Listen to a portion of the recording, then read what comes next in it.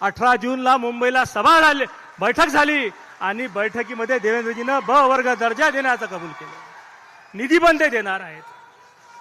या अकोला शहरामध्ये पशुवैद्यकीय महाविद्यालयासाठी 450 कोटी, स्विमिंग पूलसाठी 30 कोटी, महाराष्ट्रात सगळ्यात अद्ययावत असा सांस्कृतिक भवनासाठी 30 कोटी, आपलं जो दवाखाना आहे सरकारी दवाखाना त्याच्यासाठी 100 कोटी, सुपर स्पेशालिटीसाठी 160 कोटी आणि 2000 कोटीचं अकोल्याला नागरी सुविधा देण्याचंही त्यांनी कबूल केलं होतं आणि ते कृतीत उतरवलं आणि आज अनेक कामांच्या वर्क ऑर्डर तयार आहेत.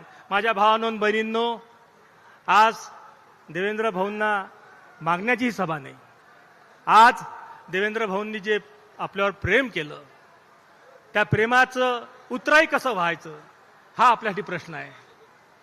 भारतीय जनता पक्ष शिवसेना युतीचं आज सरकार वरती आहे. आज अकोल्यामध्ये भाजप आणि राष्ट्रवादी काँग्रेस अशी युती आहे. मी तुम्हाला सर्वांना विनंती करेल की देवाला काही सांगायची गरज नाही, पण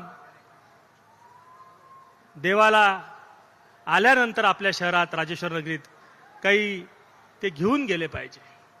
आपलंही काही देणं लागते आणि म्हणून तुमच्या वतीनं मी देवेंद्रजींना आज अभिवचन देतो की भाऊ, पुढच्या वेळेस जेव्हा याल तेव्हा विजयी सभेसाठी याल. मागच्या वेळेस आलो, तुम्ही सभा घेतली होती, तुम्ही 50चं आवाहन केलं होतं, आपण 48 जागा दिल्या.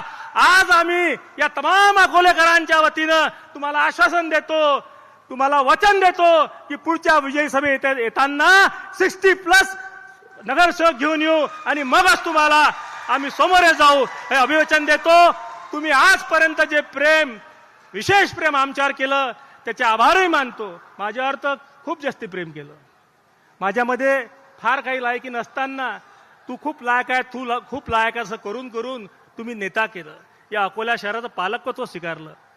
माझ्या भावांनो बहिणींनो, असा खवणं काळ रोज रोज येत नाही. असे लोक दरवर्षी जन्मही घेत नाहीत. शतकातून एखादा माणूस असा जन्म घेते. प्रचंड प्रमाणात मेहनत, कमालीची प्रामाणिकता, टोकाची माणुसकी आणि जीवापाड सहनशक्ती याचा धनी असलेला हा माझा नेता आहे. Devendraji, we have enjoyed a fantastic period and we will do it more for many years. आम्ही आज समाधानी आहोत की या काळात आम्ही जन्म घेतला की ज्या काळात देवेंद्रजी मुख्यमंत्री आहेत आणि आमदार आहो आणि अकोल्याचे ते पालकमंत्री आहेत. मी एकदा परत देवेंद्रजींचं या राजराजेश्वर नगरीत स्वागत करतो. आपल्या आकाश भाऊंचंही स्वागत करतो. आपल्या खासदारांना मनापासून धन्यवाद देतो की त्यांनी देवेंद्रजींना स्पीडमध्ये इथपर्यंत आणलं. आता स्पीडमध्ये ते कामं करून घेतील हे अनुपकडून अपेक्षा करतो आणि देवेंद्रजींना परत एकदा धन्यवाद देऊन थांबतो. जय हिंद, जय महाराष्ट्र. देवेंद्र जी फडणवीस विपक्षियों के हौसले पस्त करने वाले और हमको सभी को ऊर्जावान देने वाले बुलंद व्यक्तिमत्व देवेंद्र जी फडणवीस से निवेदन करता हूं कि वे हमें संबोधित करें. भारत माता की. देवेंद्र भाऊ आगे बढ़ो.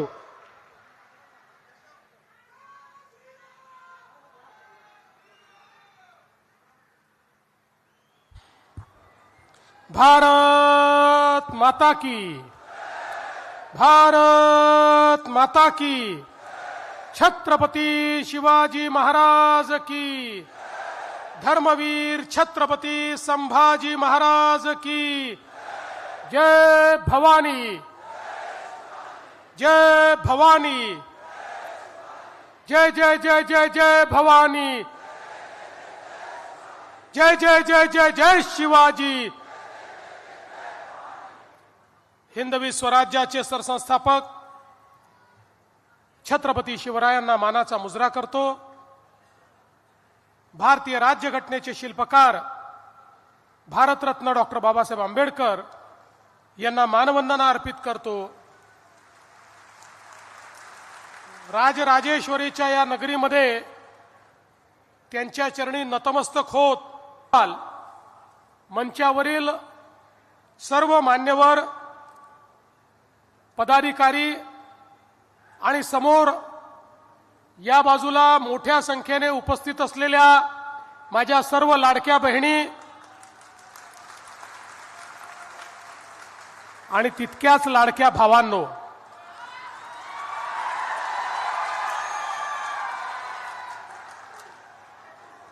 आज मला अतिशय आनंद आहे की पुन्हा एकदा अकोलेकरांचा आशीर्वाद घेण्याकरता आपल्यामध्ये मी उपस्थित आहे. आजची ही सभा इतकी प्रचंड आहे, इतकी विशाल आहे की माझ्या मनात कुठलाही संशय उरलेला नाही. रणधीर भाऊंनी जे टार्गेट या ठिकाणी सांगितलं 60 पार, ते टार्गेट आपली महायुती निश्चितपणे पार करेल, हा विश्वास या निमित्ताने मी व्यक्त करतो. आपल्याला कल्पना आहे आज महाराष्ट्रामध्ये जवळपास 29 महानगरपालिकांमध्ये निवडणुका चालल्या आहेत. महाराष्ट्र हा देशामध्ये 2 क्रमांकाचा नागरीकरण झालेलं राज्य आहे. महाराष्ट्रामध्ये एकूण जी लोकसंख्या आहे त्या लोकसंख्येच्या 50% लोक ही शहरांमध्ये राहतात. जवळजवळ 6 कोटी लोक ही महाराष्ट्रातल्या 40,000 गावांमध्ये राहतात आणि तेवढीच 6 कोटी लोक ही महाराष्ट्रातल्या अकोल्यासारख्या 400 शहरांमध्ये राहतात. आणि म्हणून हा जो काही नागरी भाग आहे आणि त्यातही या 6 कोटीपैकी जवळपास 4.5-5 कोटी लोक हे 29 शहरांमध्ये राहतात. म्हणजे ही जी महानगरपालिकेची निवडणूक आहे जवळपास या ठिकाणी 40-45% लोकांच्या जीवनावर परिणाम करणारी अशा प्रकारची निवडणूक आहे. आपल्याला माहिती आहे अनेक वर्षापर्यंत आपल्या देशामध्ये एक संकल्पना होती आणि ती संकल्पना चूक नव्हती, ती बरोबर होती. ती संकल्पना म्हणजे भारत हा गावांमध्ये राहतो, गावांचा विकास म्हणजे देशाचा विकास. पण जवळजवळ 7 दशकं आमच्या राज्यकर्त्यांना या गोष्टीचा विसर पडला की भारतात शहरं देखील आहेत, शहरातही लोक राहतात, अन्न वस्त्र निवारा शिक्षण आरोग्य रोजगाराकरता शहराकडे लोक येत असतात आणि म्हणून शहरांच्याही नियोजन केलं पाहिजे, शहरांचाही विकास केला पाहिजे. आणि म्हणून परिणाम काय झाला, लोक तर शहरामध्ये आले पण आलेल्या लोकांना राहायला जागा नाही, झोपडपट्ट्या तयार झाल्या. ज्या बिचाराला जिथे जागा मिळेल तिथे त्यांनी अतिक्रमण केलं, जमेल तसं लोक राहू लागले. शहरांमध्ये पिण्याच्या पाण्याच्या समस्या, घनकचऱ्याच्या समस्या, भुयारी गटारेच्या समस्या, अशी अवस्था झाली. नाल्यांमधनं गटारी वाहते आणि तेच पाणी आपल्या नदीमध्ये, आपल्या विहिरींमध्ये, आपल्या तलावांमध्ये जात आहे. सगळीकडे कचऱ्याचे ढीग पडले आहेत. अशा प्रकारची शहरांची अवस्था या देशामध्ये तयार झाली. पण 2014 साली ज्यावेळी देशाचे प्रधानमंत्री म्हणून माननीय नरेंद्र मोदीजींनी कारभार स्वीकारला त्यावेळी मोदीजींनी सांगितलं भारत जसा गावात राहतो तसा भारत शहरात देखील राहतो. गावाचा तर विकास करावाच लागेल पण शहराचा विकास देखील करावा लागेल. मोदीजींनी सांगितलं अन्न वस्त्र निवारा शिक्षण आरोग्य रोजगार मनोरंजन या प्रत्येक गोष्टीकरता लोक शहरामध्ये येत असतात. आपल्या देशाच्या जीडीपीचा 65% जीडीपी हा शहरामध्ये तयार होतो. वस्तू आणि सेवांची निर्मिती ही शहरांमध्ये होते, रोजगाराची निर्मिती ही शहरांमध्ये होते. त्यामुळे शहरांचं नियोजन करणं हे गरजेचं आहे. शहरात राहणारा गरीब, शहरात राहणारा मध्यमवर्गीय याच्या जीवनामध्ये सकारात्मक परिणाम करणारे अनेक कार्यक्रम हाती घेणं हे क्रमप्राप्त आहे. आणि म्हणून या देशाच्या इतिहासामध्ये पहिल्यांदा मोदीजींनी शहरांकरता योजना सुरू केल्या आणि मग आपल्याला माहिती आहे स्मार्ट सिटीची योजना, अमृत शहरांची योजना, स्वच्छ भारत शहर योजना, प्रधानमंत्री आवास योजना, शहर योजना, अशा अनेक योजनांच्या माध्यमातून लाखो कोटी रुपये शहरांना द्यायला मोदीजींनी सुरुवात केली आणि पहिल्यांदा देशातली शहरं ही बदलायला लागली. आपण बघा बंधू भगिनींनो, आज महाराष्ट्रातल्या शहरांमध्ये भुयारी गटाराची कामं चाललेली आहेत, पिण्याच्या पाण्याच्या योजना चाललेल्या आहेत. घनकचरा आता केवळ डंप आपण करत नाही, तर घनकचऱ्यावर प्रक्रिया करतो, त्यातनं कोळशासारखे पेलेट्स तयार करतो. काही ठिकाणी आपण घनकचऱ्यापासून खत तयार करतो. मोठ्या महानगरपालिकांमध्ये घनकचऱ्यापासून आपण वीज निर्मिती करतो. त्यामुळे कालपर्यंतचा जो कचरा आपल्यावर लायबिलिटी होती, आता ती लायबिलिटी नाही आहे. आता त्या कचऱ्यातनंही मत्ता तयार होते आहे आणि याकरता अनेक योजना आणि निधी हा माननीय मोदीजींनी आपल्याला त्या ठिकाणी सातत्याने महाराष्ट्राकरता उपलब्ध करून दिला. आपलं घाण पाणी, सांडपाणी याच्यावर प्रक्रिया करून त्यातली विष्ठा बाजूला करून त्यातनं खत तयार करायचं आणि शुद्ध केलेलं पाणी हेच नदीमध्ये, नाल्यामध्ये आणि तलावांमध्ये गेलं पाहिजे. याकरता शेकडो कोटी रुपये हे या ठिकाणी आपल्याला मोदीजींच्या माध्यमातून मिळालेले आहेत. आणि म्हणून आज आपण जर बघितलं तर आपली शहरं बदलतायत. बंधू भगिनींनो, 2017 साली या महानगरपालिकेची सत्ता ही तुम्ही भारतीय जनता पक्षाकडे दिली होती आणि 17 पासनं जोपर्यंत आपलं सरकार होतं आणि त्यानंतर पुन्हा आपलं सरकार आल्यानंतर मोठ्या प्रमाणात आपण या शहरामध्ये कामं केली. आपल्याला कल्पना आहे, शहराची हद्दवाढ झाली. हद्दवाढ झाल्यानंतर 243 कोटीचा आराखडा तयार झाला. त्यातले पहिले 100 कोटी रुपये आपण दिले आणि त्याची कामं आपण त्या ठिकाणी केली. मला कल्पना आहे, सरकार गेल्यामुळे रणधीर भाऊ पुढचे 143 कोटी रुपये तुम्हाला मिळाले नाही, पण आता चिंता करू नका. आता पुन्हा सरकार आलेलं आहे, तो पैसा देखील या ठिकाणी उपलब्ध होईल. वाढीव पाणी पुरवठा योजनेकरता 113 कोटी रुपये आपण दिले. जवळपास 550 किलोमीटरच्या जलवितरणाचं जाळं तयार केलं. 36,000 त्या ठिकाणी जोडण्या आपण दिल्या. 7 पाण्याच्या टाक्या आपण तयार केल्या. जलशुद्धीकरण केंद्र, 990 केव्ही क्षमतेचा सौर ऊर्जा प्रकल्प, अशी अनेक कामं ही या ठिकाणी आपल्या सरकारच्या माध्यमातून, महानगरपालिकेच्या माध्यमातून आपण त्या ठिकाणी पूर्ण केली. आणि आता हद्दवाढ जो क्षेत्र आहे त्या क्षेत्रापर्यंत पाणी पोहोचवण्याचं काम हे आपण करतो. आता या ठिकाणी आपण नव्याने पाणी आरक्षण देखील मंजूर केलेलं आहे आणि आता नवीन एक वाढीव पाणी पुरवठा योजना देखील आपण तयार केली आहे. 221 कोटी रुपयाची ज्या योजनेचं काम आता आपण सुरू केलेलं आहे. आणि मला विश्वास आहे की येत्या काळामध्ये आपण हे काम पूर्ण केल्यानंतर अकोला एक असं शहर होईल की या शहरातल्या कुठल्याही व्यक्तीने आपल्या घरी जर नळ सुरू केला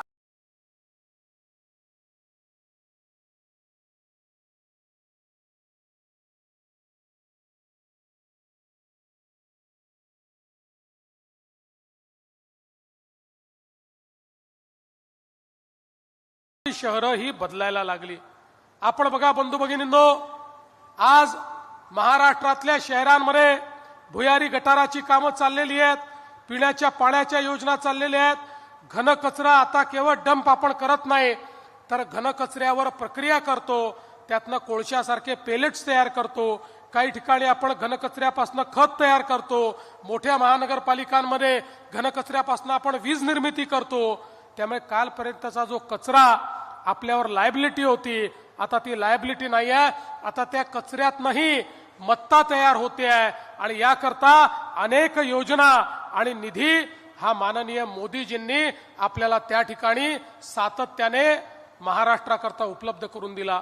आपलं घाण पाणी, सांडपाणी याच्यावर प्रक्रिया करून त्यातली विष्ठा बाजूला करून त्यातनं खत तयार करायचं आणि शुद्ध केलेलं पाणी हेच नदीमध्ये, नाल्यामध्ये आणि तलावांमध्ये गेलं पाहिजे. याकरता शेकडो कोटी रुपये हे या ठिकाणी आपल्याला मोदीजींच्या माध्यमातून मिळालेले आहेत. आणि म्हणून आज आपण जर बघितलं तर आपली शहरं बदलतायत. बंधू भगिनींनो, 2017 साली या महानगरपालिकेची सत्ता ही तुम्ही भारतीय जनता पक्षाकडे दिली होती आणि 17 पासनं जोपर्यंत आपलं सरकार होतं आणि त्यानंतर पुन्हा आपलं सरकार आल्यानंतर मोठ्या प्रमाणात आपण या शहरामध्ये कामं केली. आपल्याला कल्पना आहे शहराची हद्दवाढ झाली. हद्दवाढ झाल्यानंतर 243 कोटीचा आराखडा तयार झाला. त्यातले पहिले 100 कोटी रुपये आपण दिले आणि त्याची कामं आपण त्या ठिकाणी केली. मला कल्पना आहे सरकार गेल्यामुळे रणधीर भाऊ पुढचे 143 कोटी रुपये तुम्हाला मिळाले नाही, पण आता चिंता करू नका. आता पुन्हा सरकार आलेलं आहे, तो पैसा देखील या ठिकाणी उपलब्ध होईल. वाढीव पाणी पुरवठा योजनेकरता 113 कोटी रुपये आपण दिले. जवळपास 550 किलोमीटरचे जलवितरणाचं जाळं तयार केलं. 36,000 त्या ठिकाणी जोडण्या आपण दिल्या. 7 पाण्याच्या टाक्या आपण तयार केल्या. जलशुद्धीकरण केंद्र, 990 केव्ही क्षमतेचा सौर ऊर्जा प्रकल्प, अशी अनेक कामं ही या ठिकाणी आपल्या सरकारच्या माध्यमातून, महानगरपालिकेच्या माध्यमातून आपण त्या ठिकाणी पूर्ण केली. आणि आता हद्दवाढ जो क्षेत्र आहे त्या क्षेत्रापर्यंत पाणी पोहोचवण्याचं काम हे आपण करतो आहोत. आता या ठिकाणी आपण नव्याने पाणी आरक्षण देखील मंजूर केलेलं आहे आणि आता नवीन एक वाढीव पाणी पुरवठा योजना देखील आपण तयार केली आहे. 221 कोटी रुपयाची ज्या योजनेचं काम आता आपण सुरू केलेलं आहे. आणि मला विश्वास आहे की येत्या काळामध्ये आपण हे काम पूर्ण केल्यानंतर अकोला एक असं शहर होईल की या शहरातल्या कुठल्याही व्यक्तीने आपल्या घरी जर नळ सुरू केला तर त्याच्या घरामध्ये रोज शुद्ध पिण्याचं पाणी हे त्याला घरात मिळेल, अशा माध्यमातून आपल्याला मिळणार आहे. आणि एवढंच नाही तर अजून एक 521 कोटी रुपयाचा टप्पा आपल्याला मिळणार आहे. आणि एवढंच नाही तर अजून एक 521 कोटी रुपयाचा टप्पा आपण हाती घेणार आहोत. मान्यता मिळालेली आहे. पुढच्या काळामध्ये मोठ्या प्रमाणात कार्गोची ने-आण या ठिकाणून होईल आणि त्यातनं मोठ्या प्रमाणात रोजगाराची निर्मिती देखील या भागामध्ये होणार आहे. आपल्याला माहिती आहे मागच्या काळात काही उडान पुलांना देखील आपण निधी दिली. त्यामध्ये न्यू तापडियाचा उडान पूल आहे, त्याला 37 कोटीची गरज आहे, ती देखील आपण उपलब्ध करून देणार आहोत. आणि सगळ्यात महत्वाचं मगाशी जे या ठिकाणी आपल्या रणधीर भाऊंनी सांगितलं, आमच्या अकोल्याची ओळख ही राजराजेश्वराच्या मंदिरामुळे आहे, त्या संस्थानामुळे आहे. आणि म्हणून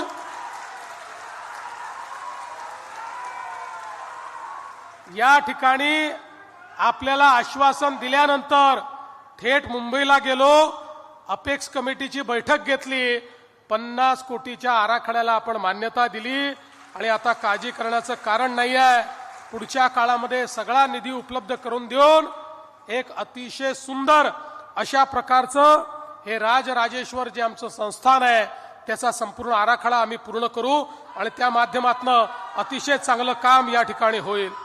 आज आपल्याला माहिती आहे आपल्या सांस्कृतिक भवनाचं काम देखील अंतिम टप्प्यामध्ये आलंय. ऑलिम्पिक दर्जाच्या जलतरण तलावाचं कामही अंतिम टप्प्यात आहे. या ठिकाणी शिवर सरोवर, जेतवन सरोवर याच्या पुनरुज्जीवनाची कामे आपण हातात घेतली. 8 कोटी रुपये त्याला उपलब्ध करून दिले आहेत. मध्यवर्ती वाणिज्य संकुल आणि बस स्थानक याच्याकरता 138 कोटी रुपयाची जागा ही देखील आपण सगळे पैसे त्याचे रद्द करून मोफत उपलब्ध करून दिली आहे. या सगळ्या गोष्टी करत असताना या शहराला वेगवेगळ्या पद्धतीनं आपल्याला कसं काम करता येईल आणि इथे आपल्या महानगरपालिकेची देखील एक नवीन इमारत कशी करता येईल हा देखील विषय आपल्या समोर आहे. आपण काळजी करू नका. नूतन जी बॉडी येईल त्या नूतन बॉडी करता नूतन इमारत देखील आपण तयार करू आणि अकोल्याला साजेशी अशा प्रकारची आपण इमारत करणार आहोत. मला हे सांगताना आनंद वाटतो, देशाचे प्रधानमंत्री माननीय नरेंद्र मोदीजींनी आपल्याला प्रधानमंत्री आवास योजनेमध्ये महाराष्ट्रामध्ये 30 लाख घरं उपलब्ध करून दिली. शहरामध्ये गावामध्ये प्रत्येक गरीबाला घर मिळालं पाहिजे या दृष्टीनं त्यांनी व्यवस्था उपलब्ध केली. पण प्रश्न हा निर्माण झाला विशेषतः शहरांमध्ये की लोक ज्या अतिक्रमणात राहतात त्यांचे मालकी हक्काचे पट्टे नसल्यामुळे त्यांना प्रधानमंत्री आवास योजनेचं घर घेता येत नव्हतं. 2 महिन्यापूर्वी आपण निर्णय केला आणि शहरातली रहिवासी जेवढी अतिक्रमण आहे, जेवढ्या झोपडपट्ट्या आहेत, या सगळ्यांना त्यांच्या जागेचा मालकी हक्काचा पट्टा आपण देतो आहोत. आणि जे कच्च्या घरात राहतात, जे बेघर आहेत, त्यांना स्वतःचं घर बांधण्याकरता देखील प्रधानमंत्री आवास योजनेतनं आपण त्या ठिकाणी पैसे देतो आहोत. आता यापुढे कोणी बेघर राहणार नाही, कोणी कच्च्या घरात राहणार नाही, अशा प्रकारचा आपला प्रयत्न आहे. आणि म्हणून खरं तर अनेक गोष्टी या ठिकाणी आपण केल्या. रणधीर भाऊंच्या पाठपुराव्याने नवीन पशुवैद्यक महाविद्यालय असेल, 150 कोटी रुपयाचं सुपर स्पेशालिटी या ठिकाणी असेल, नवीन जिल्हाधिकारी कार्यालय असेल, उपविभागीय तहसील, असे अनेक कार्यालय आपण तयार केले. ट्रक टर्मिनस, डांबरीकरण, असे 52 कोटीची कामं आपण त्या ठिकाणी दिली. आणि वेगवेगळ्या प्रकारे रिंग रोडचं काम देखील आपण त्या ठिकाणी करतो आहोत. मागच्या काळात आपण कॉन्क्रीट रोड करता पैसे दिले.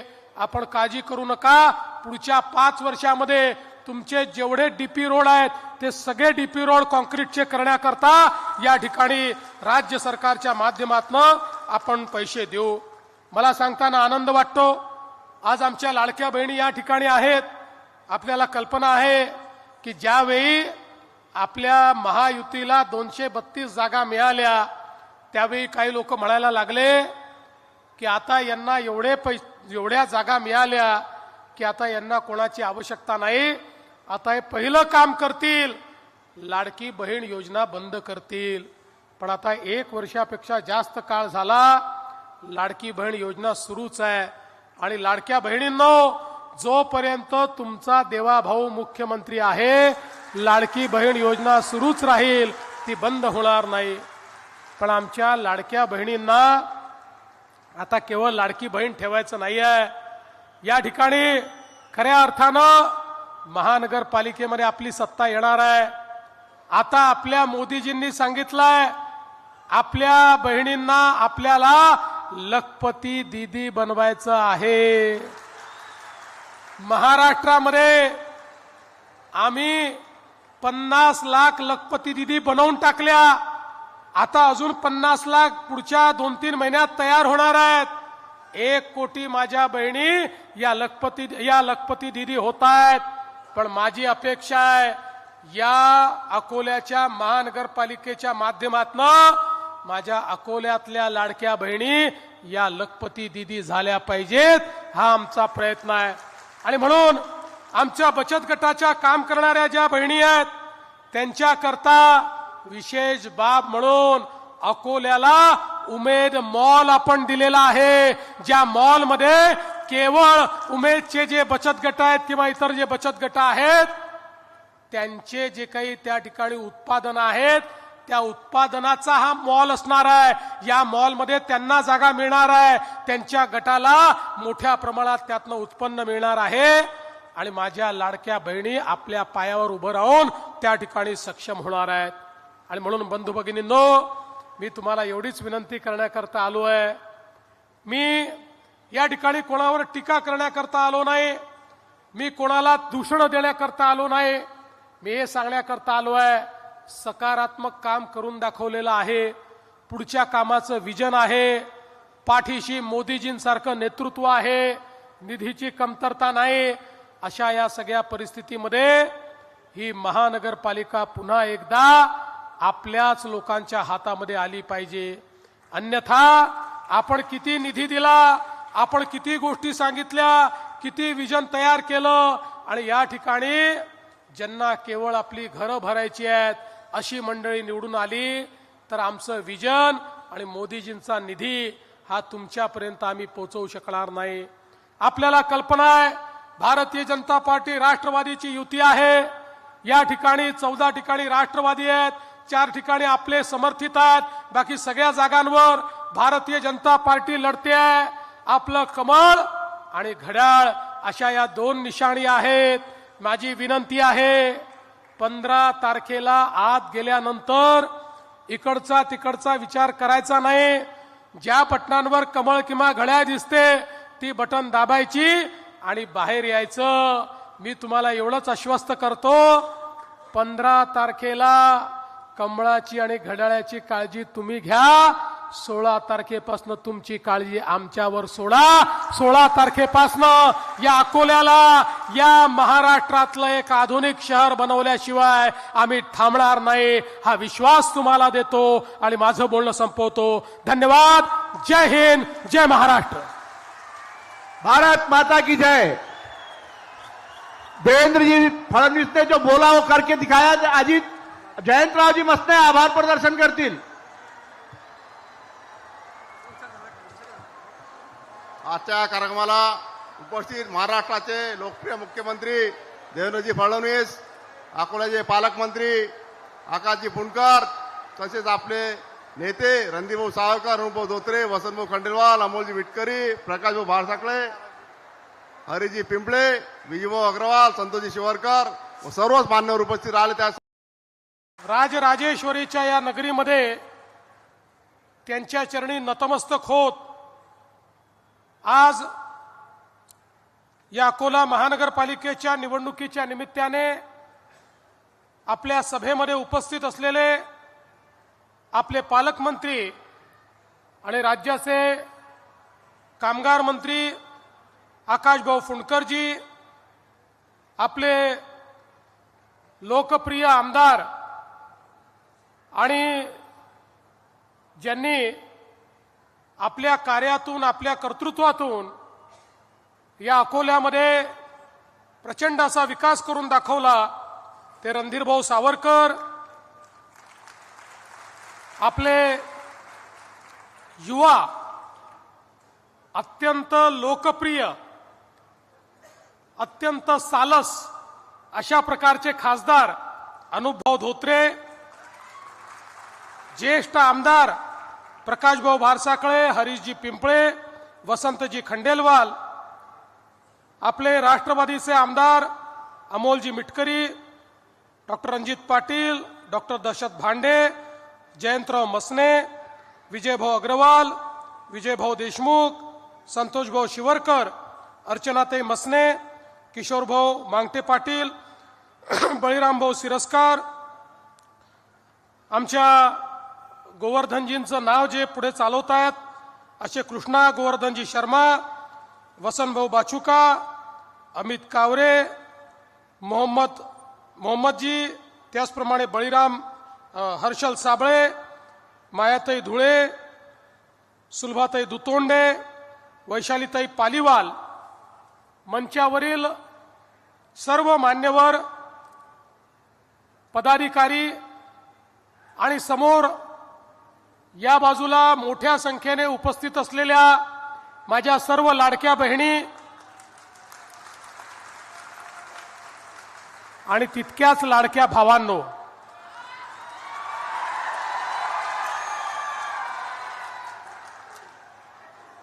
आज मला अतिशय आनंद आहे की पुन्हा एकदा अकोलेकरांचा आशीर्वाद घेण्याकरता आपल्यामध्ये मी उपस्थित आहे. आजची ही सभा इतकी प्रचंड आहे, इतकी विशाल आहे की माझ्या मनात कुठलाही संशय उरलेला नाही. रणधीर भाऊंनी जे टार्गेट या ठिकाणी सांगितलं 60 पार, ते टार्गेट आपली महायुती निश्चितपणे पार करेल, हा विश्वास या निमित्ताने मी व्यक्त करतो. आपल्याला कल्पना आहे आज महाराष्ट्रामध्ये जवळपास 29 महानगरपालिकांमध्ये निवडणुका चालल्या आहेत. महाराष्ट्र हा देशामध्ये 2 क्रमांकाचा नागरीकरण झालेलं राज्य आहे.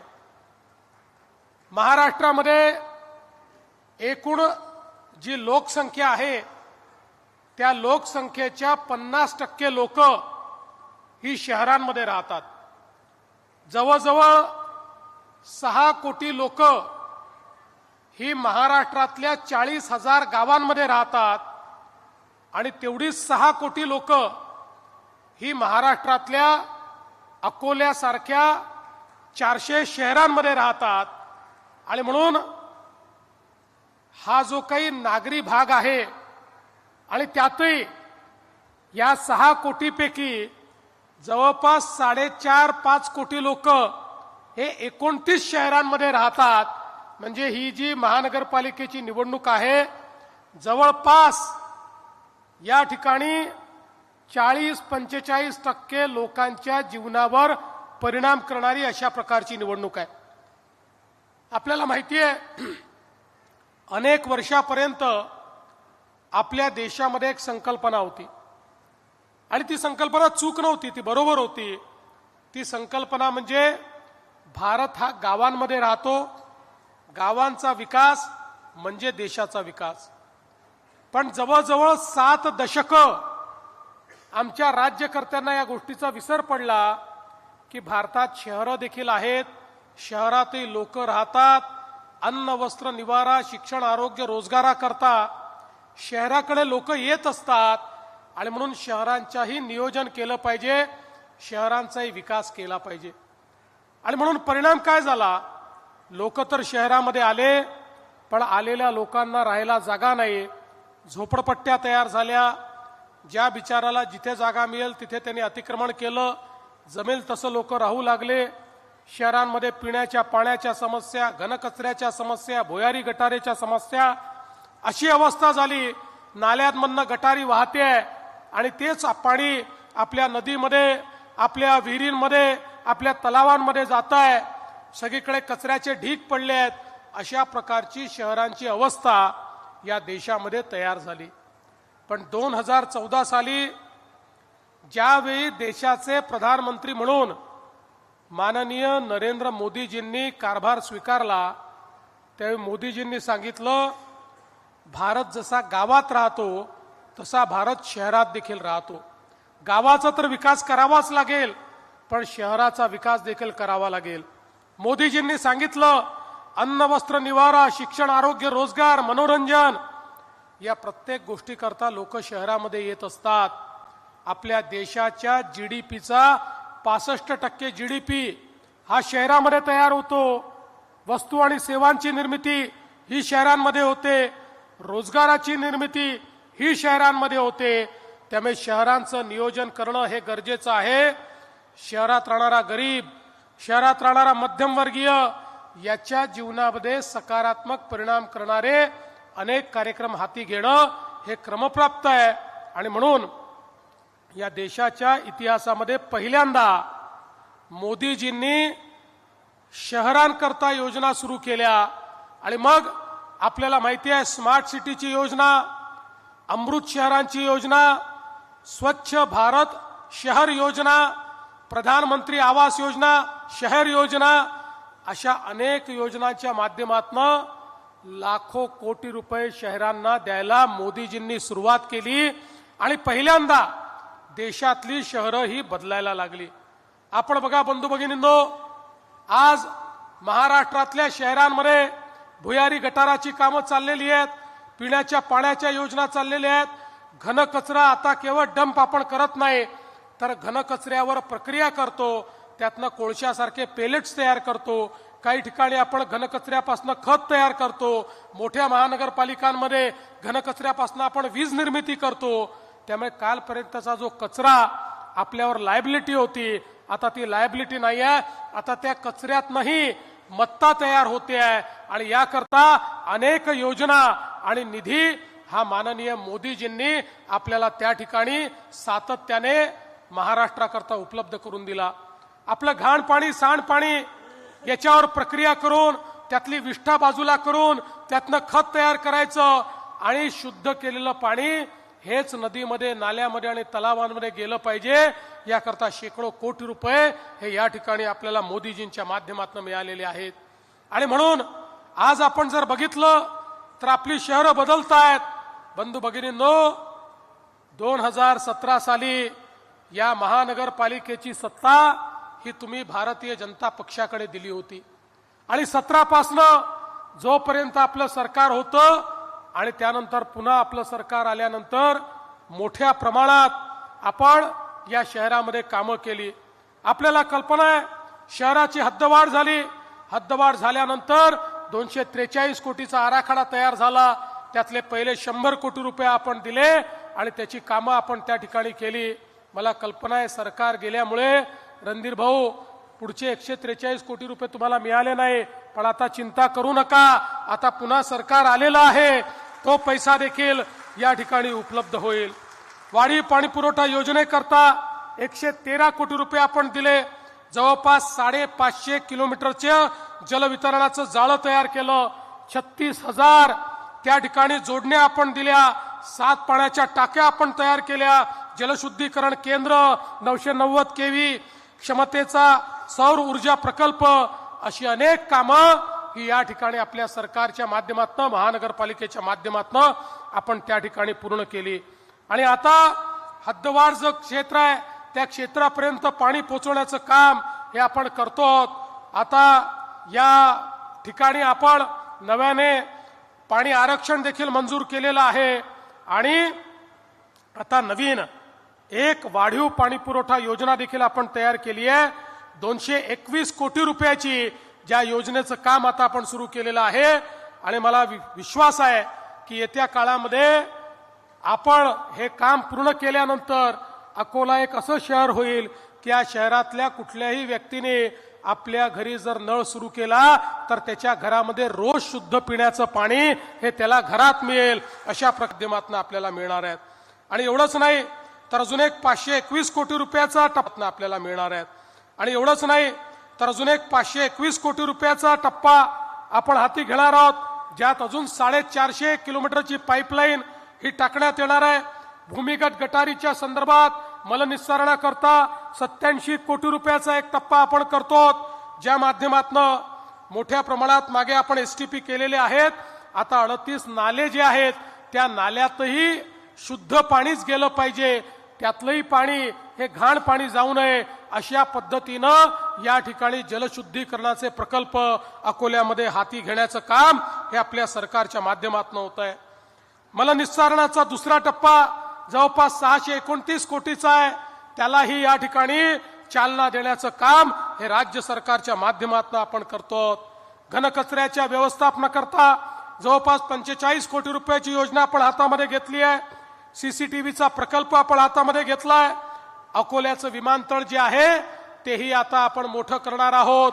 त्या विमानतळाकरता 209 कोटी रुपये भूसंपादनाकरता आपण दिले आहेत. 1800 मीटरची धावपट्टी आपण करतो.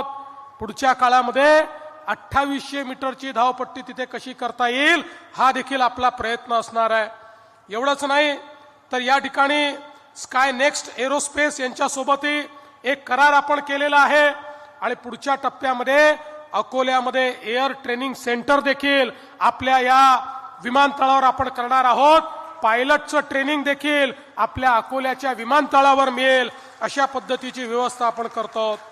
अकोल्याचं रेल्वे स्थानक एक मॉडेल रेल्वे स्थानक म्हणून या ठिकाणी विकसित होत आहे. आणि एवढंच नाही तर आता आपल्या अनुभवांच्या प्रयत्नातून या रेल्वे स्थानकाला गतिशक्ती कार्गो टर्मिनल म्हणून मान्यता मिळालेली आहे. पुढच्या काळामध्ये मोठ्या प्रमाणात कार्गोची ने-आण या ठिकाणून होईल आणि त्यातनं मोठ्या प्रमाणात रोजगाराची निर्मिती देखील या भागामध्ये होणार आहे. आपल्याला माहिती आहे मागच्या काळात काही उडान पुलांना देखील आपण निधी दिली. त्यामध्ये न्यू तापडियाचा उडान पूल आहे, त्याला 37 कोटीची गरज आहे, ती देखील आपण उपलब्ध करून देणार आहोत. आणि सगळ्यात महत्वाचं मगाची जे या ठिकाणी आपल्या रणधीर भाऊंनी सांगितलं, आमच्या अकोल्याची ओळख ही राजराजेश्वराच्या मंदिरामुळे आहे, त्या संस्थानामुळे आहे. आणि म्हणून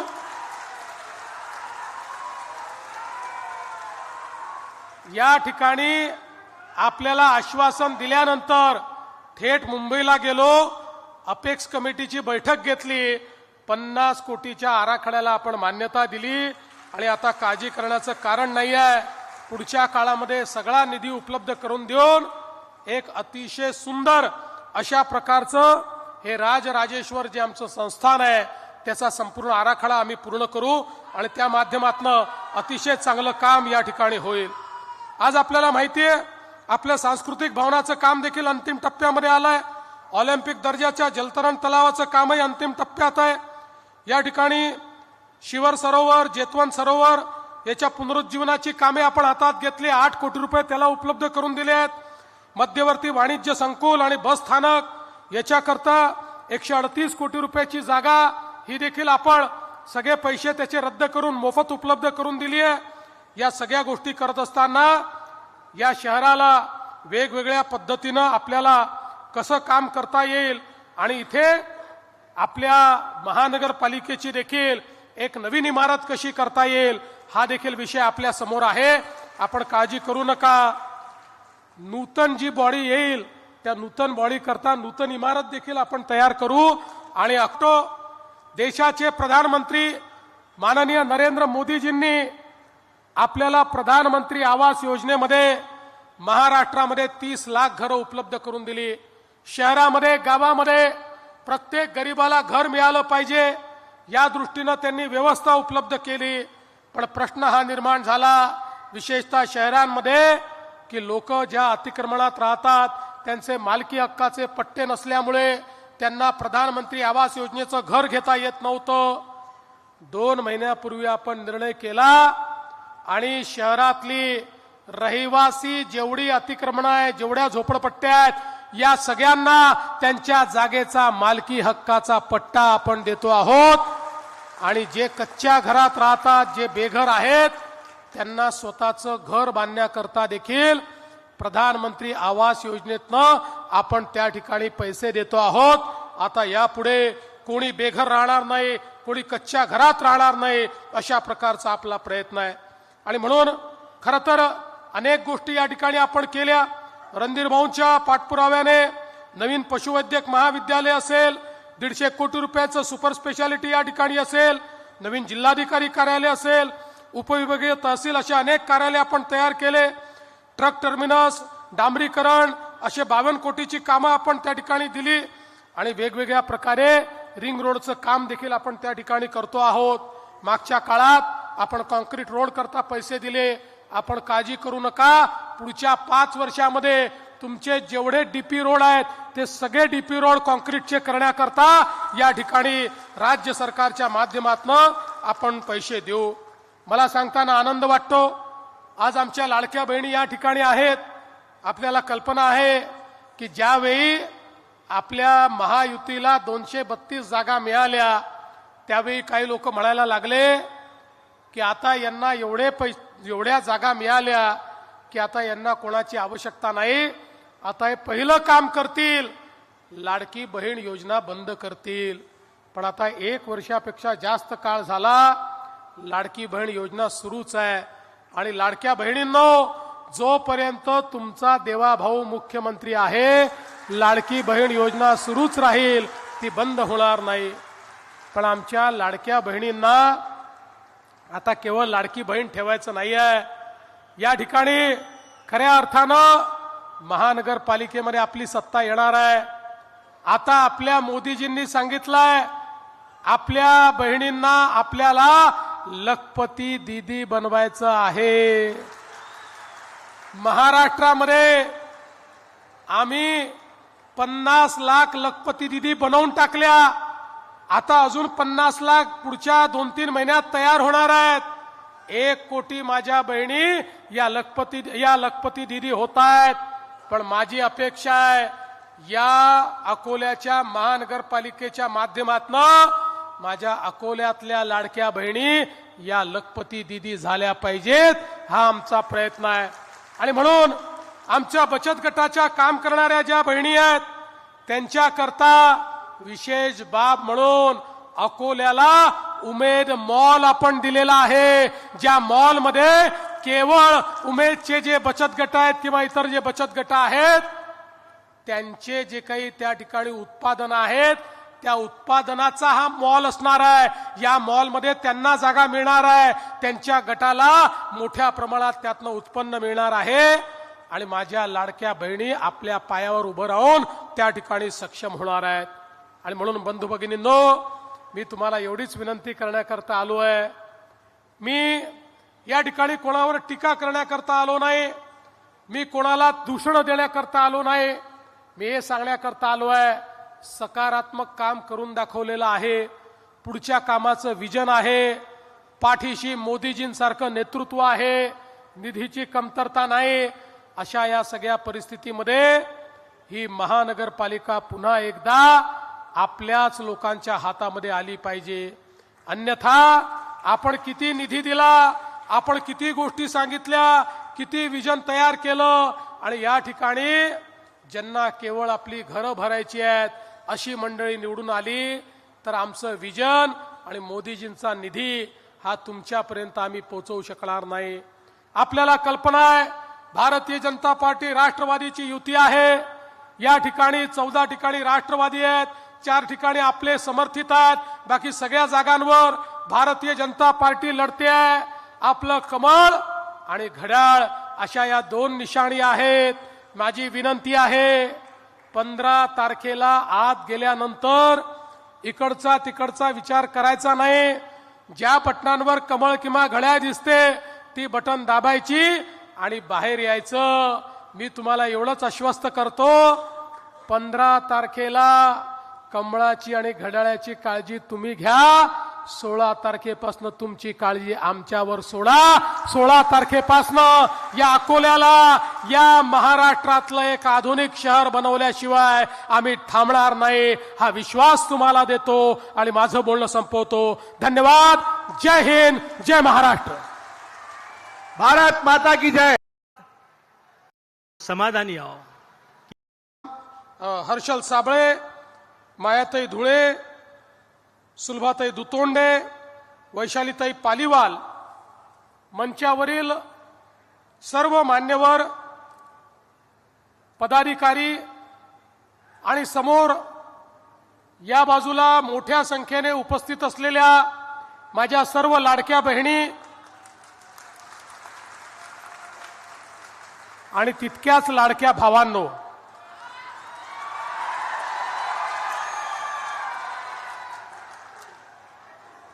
आज मला अतिशय आनंद आहे की पुन्हा एकदा अकोलेकरांचा आशीर्वाद घेण्याकरता आपल्यामध्ये मी उपस्थित आहे. आजची ही सभा इतकी प्रचंड आहे, इतकी विशाल आहे की माझ्या मनात कुठलाही संशय उरलेला नाही. रणधीर भाऊंनी जे टार्गेट या ठिकाणी सांगितलं 60 पार, ते टार्गेट आपली महायुती निश्चितपणे पार करेल हा विश्वास या निमित्ताने मी व्यक्त करतो. आपल्याला कल्पना आहे आज महाराष्ट्रामध्ये जवळपास 29 महानगरपालिकांमध्ये निवडणुका चालल्या आहेत. महाराष्ट्र हा देशामध्ये 2 क्रमांकाचा नागरीकरण झालेलं राज्य आहे. महाराष्ट्रामध्ये एकूण जी लोकसंख्या आहे त्या लोकसंख्येच्या 50% लोक ही शहरांमध्ये राहतात. जवळजवळ 6 कोटी लोक ही महाराष्ट्रातल्या 40,000 गावांमध्ये राहतात आणि तेवढीच 6 कोटी लोक ही महाराष्ट्रातल्या अकोल्यासारख्या 400 शहरांमध्ये राहतात. आणि म्हणून हा जो काही नागरी भाग आहे आणि त्यातही या 6 कोटीपैकी जवळपास 4.5-5 कोटी लोक हे 29 शहरांमध्ये राहतात. म्हणजे ही जी महानगरपालिकेची निवडणूक आहे जवळपास या ठिकाणी 40-45% लोकांच्या जीवनावर परिणाम करणारी अशा प्रकारची निवडणूक आहे. आपल्याला माहिती आहे अनेक वर्षापर्यंत आपल्या देशामध्ये एक संकल्पना होती आणि ती संकल्पना चूक नव्हती, ती बरोबर होती. ती संकल्पना म्हणजे भारत हा गावांमध्ये राहतो, गावांचा विकास म्हणजे देशाचा विकास. पण जवळजवळ 7 दशकं आमच्या राज्यकर्त्यांना या गोष्टीचा विसर पडला की भारतात शहरं देखील आहेत, शहरातही लोक राहतात, अन्न वस्त्र निवारा शिक्षण आरोग्य रोजगाराकरता शहराकडे लोक येत असतात आणि म्हणून शहरांच्याही नियोजन केलं पाहिजे, शहरांचाही विकास केला पाहिजे. आणि म्हणून परिणाम काय झाला, लोक तर शहरामध्ये आले पण आलेल्या लोकांना राहायला जागा नाही, झोपडपट्ट्या तयार झाल्या. ज्या बिचाराला जिथे जागा मिळेल तिथे त्यांनी अतिक्रमण केलं, जमेल तसं लोक राहू लागले. शहरांमध्ये पिण्याच्या पाण्याच्या समस्या, घनकचऱ्याच्या समस्या, भुयारी गटारेच्या समस्या, अशी अवस्था झाली. नाल्यांमधनं गटारी वाहते आणि तेच पाणी आपल्या नदीमध्ये, आपल्या विहिरींमध्ये, आपल्या तलावांमध्ये जात आहे. सगळीकडे कचऱ्याचे ढीग पडले आहेत. अशा प्रकारची शहरांची अवस्था या देशामध्ये तयार झाली. पण 2014 साली ज्यावेळी देशाचे प्रधानमंत्री म्हणून माननीय नरेंद्र मोदीजींनी कारभार स्वीकारला, त्यावेळी मोदीजींनी सांगितलं, भारत जसा गावात राहतो तसा भारत शहरात देखील राहतो. गावाचा तर विकास करावाच लागेल, पण शहराचा विकास देखील करावा लागेल. मोदीजींनी सांगितलं, अन्न वस्त्र निवारा, शिक्षण, आरोग्य, रोजगार, मनोरंजन या प्रत्येक गोष्टीकरता लोक शहरामध्ये येत असतात.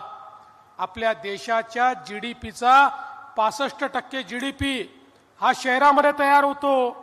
वस्तू आणि सेवांची निर्मिती ही शहरांमध्ये होते, रोजगाराची निर्मिती ही शहरांमध्ये होते. त्यामुळे शहरांचं नियोजन करणं हे गरजेचं आहे.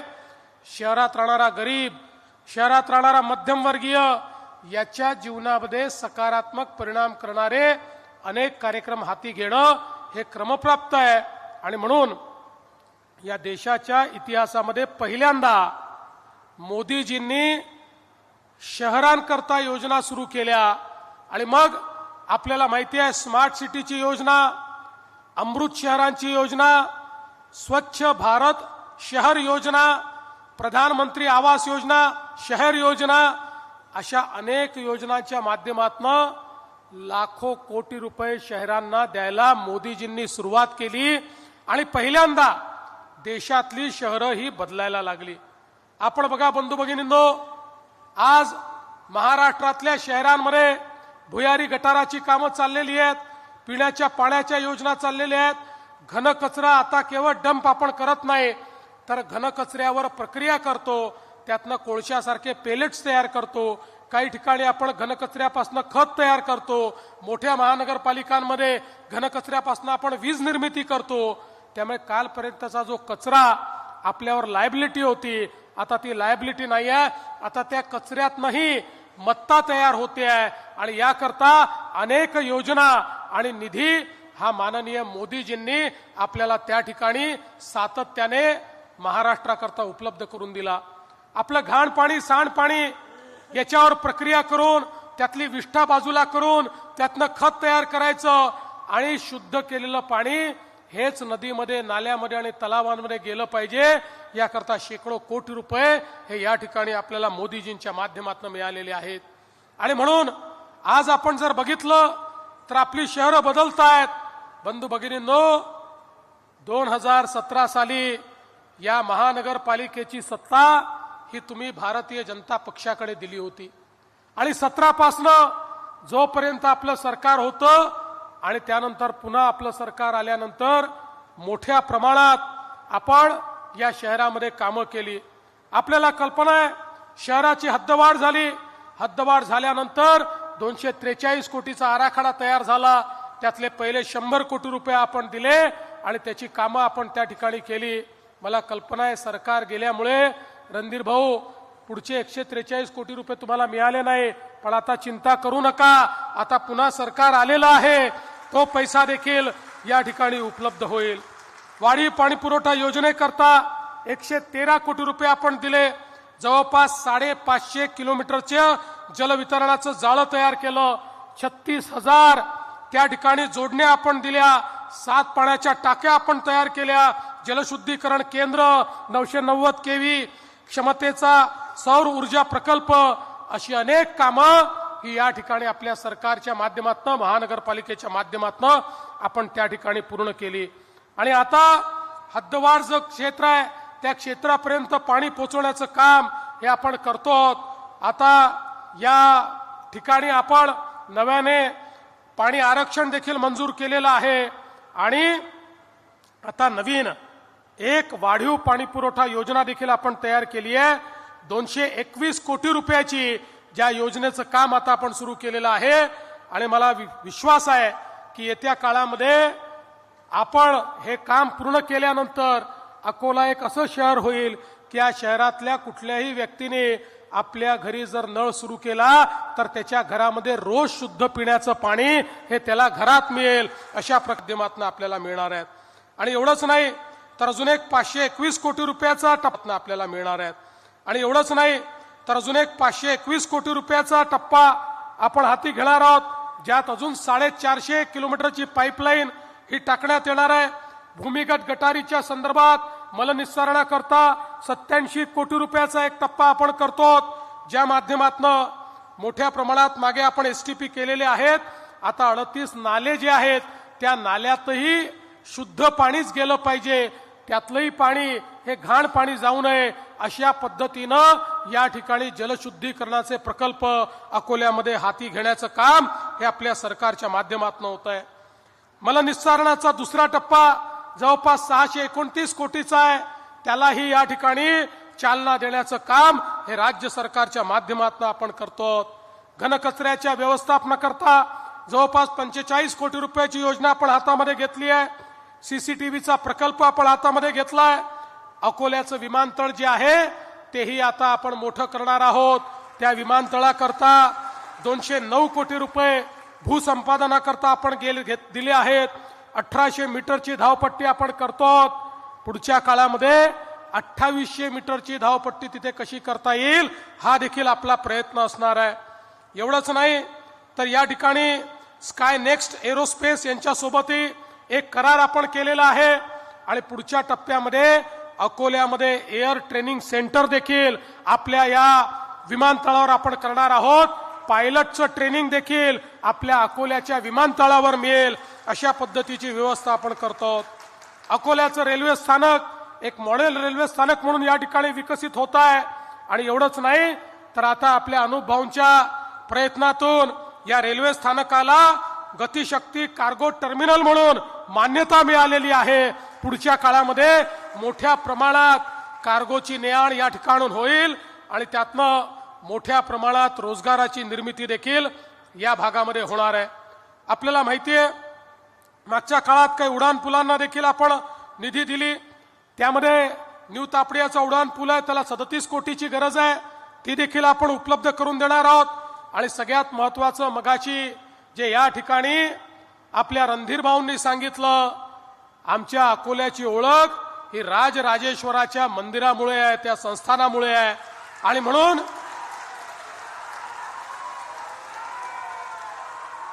या ठिकाणी आपल्याला आश्वासन दिल्यानंतर थेट मुंबईला गेलो, अपेक्स कमिटीची बैठक घेतली, 50 कोटीच्या आराखड्याला आपण मान्यता दिली. आणि आता काळजी करण्याचं कारण नाही आहे. पुढच्या काळामध्ये सगळा निधी उपलब्ध करून देऊन एक अतिशय सुंदर अशा प्रकारचं हे राजराजेश्वर जे आमचं संस्थान आहे त्याचा संपूर्ण आराखडा आम्ही पूर्ण करू आणि त्या माध्यमातून अतिशय चांगलं काम या ठिकाणी होईल. आज आपल्याला माहिती आहे आपल्या सांस्कृतिक भवनाचं काम देखील अंतिम टप्प्यामध्ये आलंय. ऑलिम्पिक दर्जाच्या जलतरण तलावाचं कामही अंतिम टप्प्यात आहे. या ठिकाणी शिवर सरोवर, जेतवन सरोवर याच्या पुनरुज्जीवनाची कामे आपण हातात घेतली. 8 कोटी रुपये त्याला उपलब्ध करून दिले आहेत. मध्यवर्ती वाणिज्य संकुल आणि बस स्थानक याच्याकरता 138 कोटी रुपयाची जागा ही देखील आपण सगळे पैसे त्याचे रद्द करून मोफत उपलब्ध करून दिली आहे. या सगळ्या गोष्टी करत असताना या शहराला वेगवेगळ्या पद्धतीनं आपल्याला कसं काम करता येईल आणि इथे आपल्या महानगरपालिकेची देखील एक नवीन इमारत कशी करता येईल हा देखील विषय आपल्या समोर आहे. आपण काळजी करू नका. नूतन जी बॉडी येईल त्या नूतन बॉडी करता नूतन इमारत देखील आपण तयार करू. आणि देशाचे प्रधानमंत्री माननीय नरेंद्र मोदीजींनी आपल्याला प्रधानमंत्री आवास योजनेमध्ये महाराष्ट्रामध्ये 30 लाख घरं उपलब्ध करून दिली. शहरामध्ये गावामध्ये प्रत्येक गरीबाला घर मिळालं पाहिजे या दृष्टीनं त्यांनी व्यवस्था उपलब्ध केली.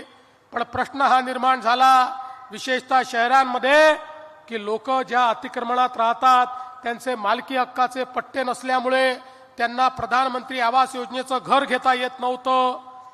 2 महिन्यापूर्वी आपण निर्णय केला आणि शहरातली रहिवासी जेवढी अतिक्रमण आहे, जेवढ्या झोपडपट्ट्या आहेत, या सगळ्यांना त्यांच्या जागेचा मालकी हक्काचा पट्टा आपण देतो आहोत.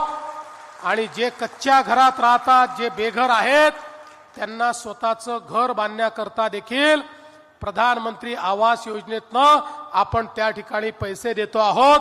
आता यापुढे कोणी बेघर राहणार नाही, कोणी कच्च्या घरात राहणार नाही, अशा प्रकारचा आपला प्रयत्न आहे. आणि म्हणून खरं तर अनेक गोष्टी या ठिकाणी आपण केल्या. रणधीर भाऊंच्या पाठपुराव्याने नवीन पशुवैद्यक महाविद्यालय असेल, 150 कोटी रुपयाचं सुपर स्पेशालिटी या ठिकाणी असेल, नवीन जिल्हाधिकारी कार्यालय असेल, उपविभागीय तहसील, असे अनेक कार्यालय आपण तयार केले. ट्रक टर्मिनस, डांबरीकरण, असे 52 कोटीची कामं आपण त्या ठिकाणी दिली. आणि वेगवेगळ्या प्रकारे रिंग रोडचं काम देखील आपण त्या ठिकाणी करतो आहोत. मागच्या काळात आपण कॉन्क्रीट रोड करता पैसे दिले. आपण काळजी करू नका, पुढच्या 5 वर्षामध्ये तुमचे जेवढे डीपी रोड आहेत ते सगळे डीपी रोड कॉन्क्रीटचे करण्याकरता या ठिकाणी राज्य सरकारच्या माध्यमातून आपण पैसे देऊ. मला सांगताना आनंद वाटतो, आज आमच्या लाडक्या बहिणी या ठिकाणी आहेत. आपल्याला कल्पना आहे की ज्यावेळी आपल्या महायुतीला 232 जागा मिळाल्या, त्यावेळी काही लोक म्हणायला लागले की आता यांना एवढ्या जागा मिळाल्या की आता यांना कोणाची आवश्यकता नाही, आता हे पहिलं काम करतील, लाडकी बहीण योजना बंद करतील. पण आता 1 वर्षापेक्षा जास्त काळ झाला, लाडकी बहीण योजना सुरूच आहे. आणि लाडक्या बहिणींनो, जोपर्यंत तुमचा देवाभाऊ मुख्यमंत्री आहे, लाडकी बहीण योजना सुरूच राहील, ती बंद होणार नाही. पण आमच्या लाडक्या बहिणींना आता केवळ लाडकी बहीण ठेवायचं नाहीये. या ठिकाणी खऱ्या अर्थानं महानगरपालिकेमध्ये आपली सत्ता येणार आहे. आता आपल्या मोदीजींनी सांगितलंय, आपल्या बहिणींना आपल्याला लखपती दीदी बनवायचं आहे. महाराष्ट्रामध्ये आम्ही 50 लाख लखपती दीदी बनवून टाकल्या. आता अजून 50 लाख पुढच्या 2-3 महिन्यात तयार होणार आहेत. 1 कोटी माझ्या बहिणी या लखपती दीदी होत आहेत. पण माझी अपेक्षा आहे, या अकोल्याच्या महानगरपालिकेच्या माध्यमातून माझ्या अकोल्यातल्या लाडक्या बहिणी या लखपती दीदी झाल्या पाहिजेत, हा आमचा प्रयत्न आहे.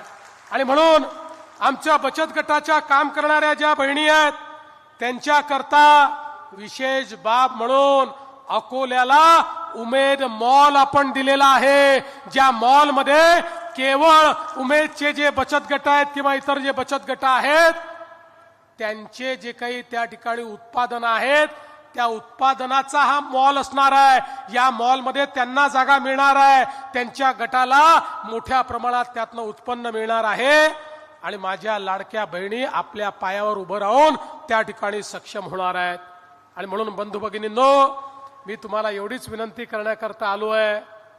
मी या ठिकाणी कोणावर टीका करण्याकरता आलो नाही, मी कोणाला दूषण देण्याकरता आलो नाही. मी हे सांगण्याकरता आलो आहे, सकारात्मक काम करून दाखवलेलं आहे, पुढच्या कामाचं विजन आहे, पाठीशी मोदीजींसारखं नेतृत्व आहे, निधीची कमतरता नाही. अशा या सगळ्या परिस्थितीमध्ये ही महानगरपालिका पुन्हा एकदा आपल्याच लोकांच्या हातामध्ये आली पाहिजे. अन्यथा आपण किती निधी दिला, आपण किती गोष्टी सांगितल्या, किती विजन तयार केलं, आणि या ठिकाणी ज्यांना केवळ आपली घरं भरायची आहेत अशी मंडळी निवडून आली, तर आमचं विजन आणि मोदीजींचा निधी हा तुमच्यापर्यंत आम्ही पोहोचवू शकणार नाही. आपल्याला कल्पना आहे, भारतीय जनता पार्टी राष्ट्रवादीची युती आहे. या ठिकाणी 14 ठिकाणी राष्ट्रवादी आहेत, 4 ठिकाणी आपले समर्थित आहेत, बाकी सगळ्या जागांवर भारतीय जनता पार्टी लढते आहे. आपलं कमळ आणि घड्याळ अशा या 2 निशाणी आहेत. माझी विनंती आहे, 15 तारखेला आत गेल्यानंतर इकडचा तिकडचा विचार करायचा नाही. ज्या बटनांवर कमळ किंवा घड्याळ दिसते ती बटन दाबायची आणि बाहेर यायचं.